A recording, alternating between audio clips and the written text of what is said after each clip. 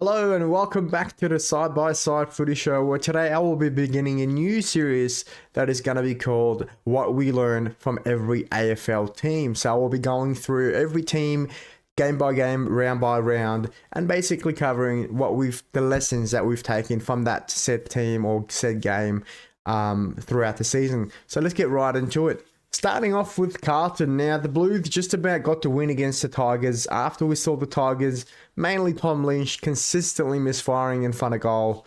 Although Carlton got the win, they did themselves no favours as the second half fades remain an issue.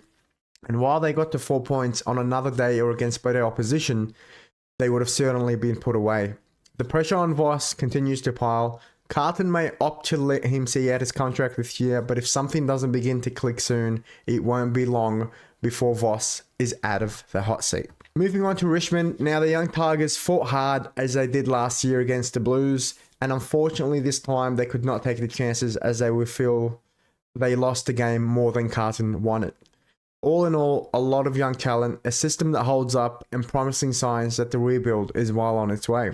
Moving on to Essendon, the Bombers put up a fight in the first half, unfortunately could not keep up with the Hawks as they were well beaten on transition and from turnover. The biggest problem for Essendon is that defensively they're set up to defend transition and turnovers, but when defending they seem too reliant on the system and often players are reactive instead of being proactive. While the youngsters have shown promising signs, the lack of leadership from the experienced players when things aren't going well remains a problem. Moving on to the Hawks found the groove again after a disappointing performance against the injury-ridden Giants. In transition, they look sharp and a top side. However, against better opposition and a more experienced midfield, there will be questions on how they will cope if they're not winning clearance and contest. A lot of work to be done, but the Hawks are back on track, and for now, that's all that matters. Moving on to the Western Bulldogs. After a mighty impressive win against the Lions last week, the Bulldogs backed it up with a thumping of the Giants. The Bulldogs look ready to take the next step towards premiership contention, and with so many leaders and quality players on the field, the only question will be about if they can consistently perform at this level, especially towards the end of the season. Next up, we've got GWS. After an impressive win against the Hawks in opening round, the Giants seem to have succumbed to their injury woes this week. While that is not the only reason they lost, the Giants' reliance on winning the ball and playing in transition will find them struggling against sides like the Bulldogs, who are hard to beat in the middle. How the Giants defend and force turnovers in these situations will be crucial to how they go for the rest of the season. Now, as for Geelong, just when you think they're out, they pulled themselves back in. The Cats show class, courage, and pure willpower, turning a big deficit around to come back and beat the Dockers. Freo didn't do too much wrong, but the Cats showed their claws and reminded the competition that they will not bow out without a fight. As for the Dockers looked dominant early and seemed to have all the answers for what the Cats threw at them. Unfortunately, once they opted to defend the lead, it allowed the Cats back into the game. And a home advantage and a momentum shift is going to require a lot to overcome. Let down by individual errors from the likes of Voss late in the game, while the Dockers are not quite there, a few tweaks and better composure, and there's no doubt this side is ready to be in premiership contention. Moving on to Sydney, the Swans backed up their opening round win with a resounding victory against a defensively undermanned Lions side. The Swans need to continue building momentum and take things game by game. Unfortunately, the loss of Goulden for most of the year will hurt them, but should they make finals, they will be set for a good run in September. Brisbane, following the loss to the Bulldogs in opening round, the Lions needed to respond. However, with the loss of Andrews and the likes of McCluggage and Logan Morris, they were well beaten by the Swans at the SCG. While it might take time, there's no doubting the resilience of the back-to-back premiers to swing it around eventually. A tough loss, but nothing to worry about as of yet. Moving on to Collingwood. Now, after a resilient win against the Saints in opening round, the Magpies were not able to replicate that luck against the Crows, who proved too strong in the contest and too tall in attack. While the Magpies were missing their two key backmen in Moore and Howe, it was actually the Pies' inefficiency in attack that cost them more than anything else. The Magpies play the best football in transition and score best from turnovers. However, when the game slows down, they are missing those big targets up forward to bail them out, and that may be the key factor that could derail Collingwood's season.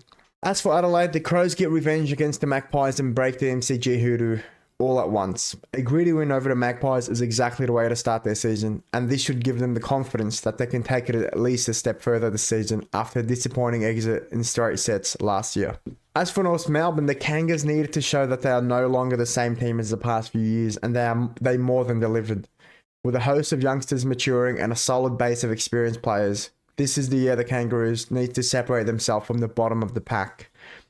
And if they can back that performance up, they will be on track in the next couple of years to start thinking about finals footy once again. As for Port, a disappointing start to the season. More than the loss itself, it was the manner in which they lost that game that'll hurt the most.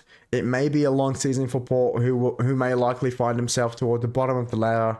Despite their host of quality players, there's a lot of internal changes that will need plenty of time before things begin to click. Moving on to the D's. Now, Melbourne, the D's pulled off what seemed to be a massive upset against the Saints, showing determination and grit.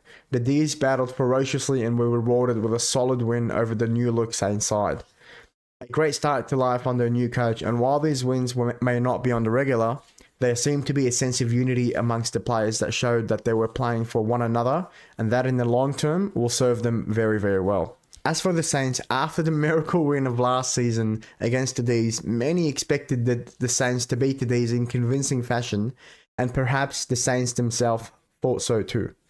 While the Saints have a better list, they must not get ahead of themselves. The Saints will need time for the new players to settle into Ross Lyon's system, and while they're 0-2, I predict they will build as the season goes on. The only question is whether it will be enough for them to sneak into finals. Moving on to the last two teams. Now, we've got Gold Coast now, possibly, if not certainly, the team that is looking the most primed for a premiership. However, it is just round one, and there's a long way to go. The Suns have never looked this good, and with the likes of Rail to still returning to his side, the Suns become a scary prospect to face for any side. And finally, West Coast, expected to finish bottom. There's not much to be said about the Eagles in this one. Well beaten against the top side. However, it is important to note that while the Suns did game manage the second half, the Eagles did outscore the Suns in the second half, and that shows the Eagles were fighting and did not drop their level despite being well behind. Promising sign for the future. However, there is no doubt there is a long way to go.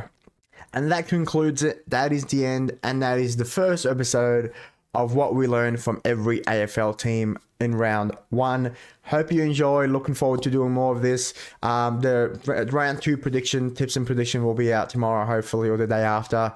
Thank you so much for watching. Appreciate it. God bless. Have a good day.